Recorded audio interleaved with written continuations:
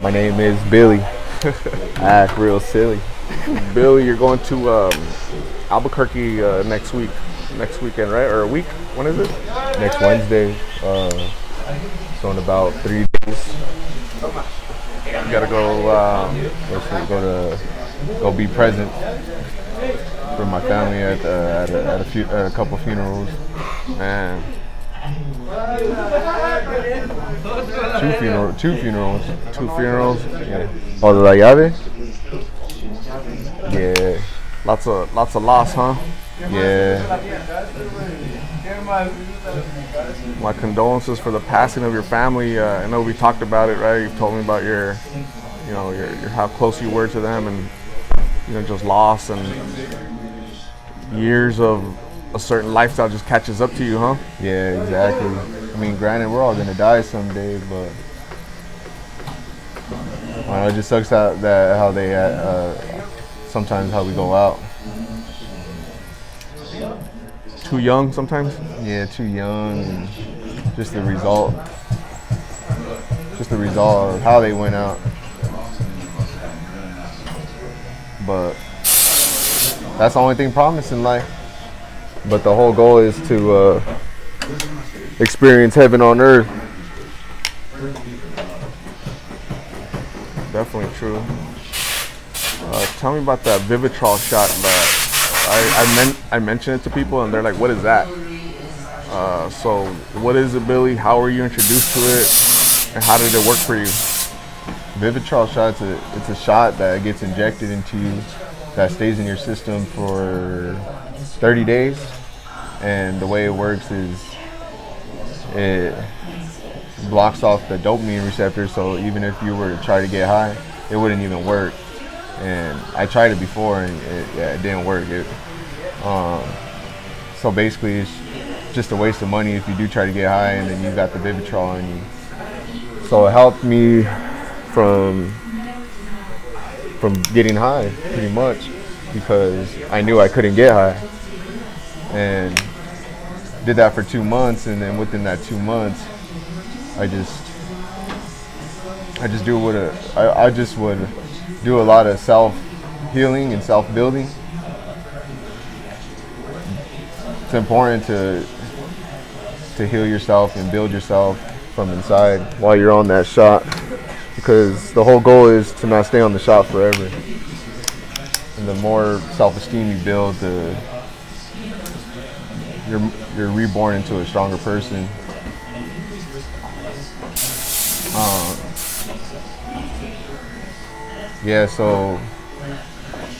But you also got to be clean. You got to stay clean for 7 days to get on it, because like Narcan, it just clears your whole system.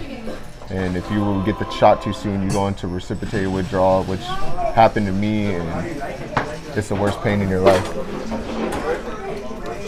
How I got introduced to it was just in and out of detox facilities. I would hear about it. They tried to get me on it a long ass time ago, and I was just too stubborn for it. And then my final time getting sober, I just said, let's do it.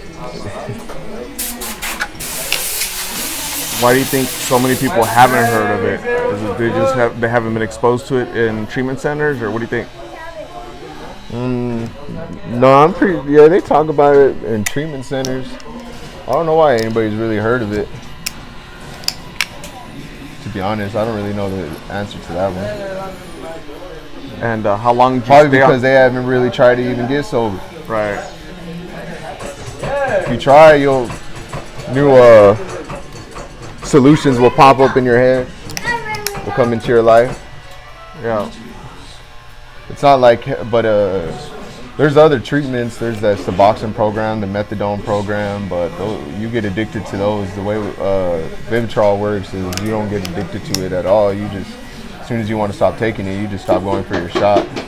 Suboxones and Methadone, you go through withdrawals with that treatment also. They kind of have to wing you off that too. Shoot, I tried going to a Suboxone clinic one time. just to get myself off of fentanyl. And then the lady asked me, she's like, "What's your plan?" And I was like, "Well, I want to get on the Suboxones, and then from there, I want to wean myself off the Suboxones, taper down, and then get on the Vivitrol shot and do that for a couple months, and then drift off in the sunset." And then the lady, she basically told me the amount of abuse I did on my body. I would have to be on Suboxones for the rest of my life, and me being stubborn, I kind of just walked out the office and basically said, "Screw you! I ain't listening to you," because I didn't believe that I had to be on Suboxones for the rest of my life. Yeah, please. Thank you. But I don't know. Definitely, if I left it in man's hands, it would have got manhandled. How long did you use it for? Was it months or weeks or The Vivitrol shot? The Vivitrol shot? Yeah, so I think I tell people 2 months, but if I'm gonna be quite honest with you, it was probably 3 months. Yeah, 3 months. We'll just say 3 months. Yeah, and within that 3 months, I just really focused on myself, because in the past I would always try to get sober. I'll go to a detox facility, get back to cutting hair. I know it was never really licensed. This past 2 years, this is the first time I've ever been licensed. And before, I wasn't licensed, but I would just want to get back to work right away after I would detox, and then it would take like 3 days of me being out of detox, and then I would relapse right away. And this past time, the final time I got sober, I really just took the time to really focus on myself and develop new habits, and not really focus too much on money.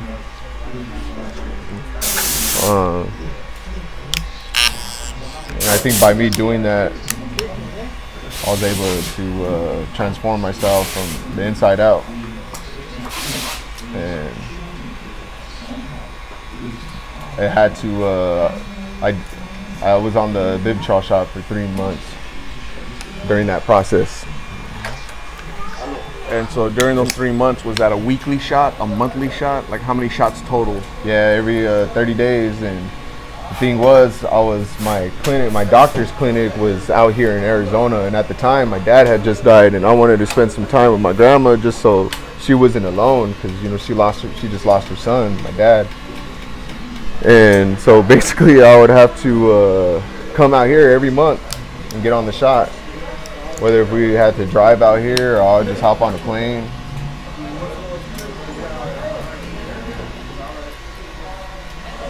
But yeah, the doctor's clinic was out here in Arizona. I didn't have no medical insurance in Albuquerque, but I still needed to take it because I could have got the fentanyl, the drug, the pills, any type of drug here or in Albuquerque. Didn't matter where I was at. You can put me anywhere, I'll find it. Especially when I know people in both places. And how are your meetings going? You're still going to meetings? Yeah, I've been going to meetings. It's all just try to work a program, because God didn't take me out just to sit around and do nothing. So I think it's important for me to connect with people who are just getting, like I said in the last interview, who are just getting out of prison, the streets, rehab. It's crazy because in those meetings you meet all walks of life. People that you would normally never mix with, you don't meet in those meetings. Businessmen, doctors, people off the streets, you name it, man. The list goes on. I have to write part of my program right now. I have to write a list of resentments, 10 things that I was resentful for, whether if it was people or institutions, and I'm trying to it really challenges my thinking, because right now, today, I don't feel like I'm resentful towards anything, but if I dig deep, I'm pretty sure I'll find something. And yeah, that'll have to call for another conversation right there. I know one thing is, I was trying to think the other day what I'm really resentful towards, and I look up something on Google. I was looking up something completely different, and the first thing that popped up was Arizona cold cases, and I see my friend's picture there, and that's something that really hit home. I remember that was back in 2012, but that was one thing I was resentful towards, and I don't really know who I'm resentful towards, and it was a cold case, but it's something that always plays in my mind.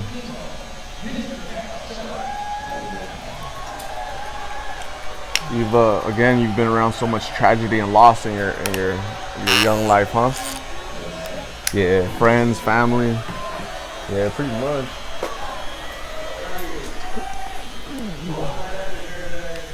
Pretty much. Definitely ain't no stranger to death.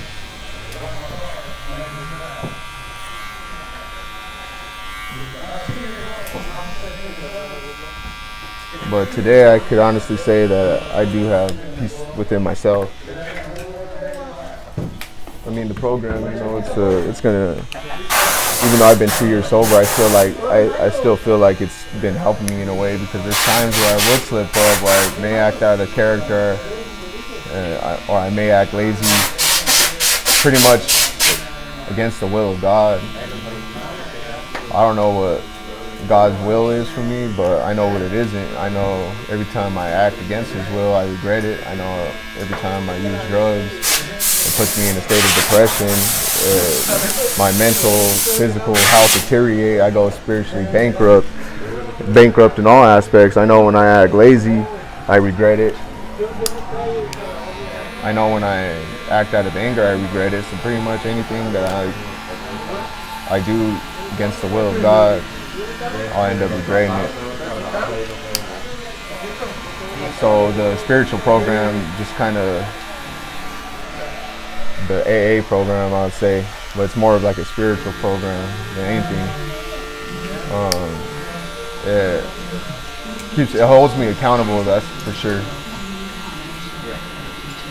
Your spirituality, did you always have it, or is this something that has grown in your recovery?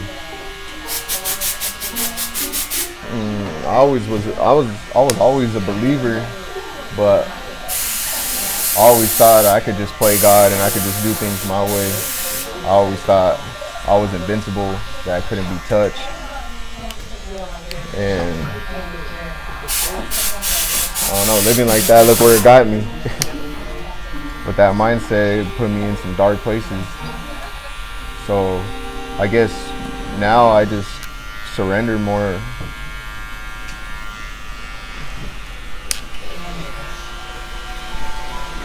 But I've always been a believer.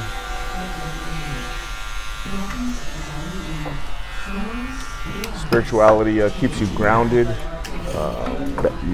something to look forward to, calms you down, or what? Yeah, I mean, in all reality, bro, those people that you see on the street, a lot of people might think that they're mentally weak, and when in reality that's not the case, because somebody that could survive on the streets is not mentally weak. If anything, they're strong more than anything. I believe that they're spiritually broken. Spiritually bankrupt. Yeah, exactly. It's important for us to make deposits, right? We have to deposit spirituality within us, right? Yeah, and it was someone who is in AA who reminded me of that, because I was asking him, or I was talking to him, about, like a homie, and I was kind of just telling him about, like, oh, I don't want him to be weak-minded, and And then that's when he kind of checked me. He's like, what makes you think he's weak-minded? He's like, you went through that? And I was like, yeah, I felt like I was weak-minded when I was going through that. And he's like, someone that survives on the streets and is able to support an addiction isn't weak-minded. They're more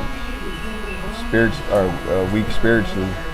And it really opened my eyes. I was like, dang, I didn't really think of it like that. And now I'm going around telling you that.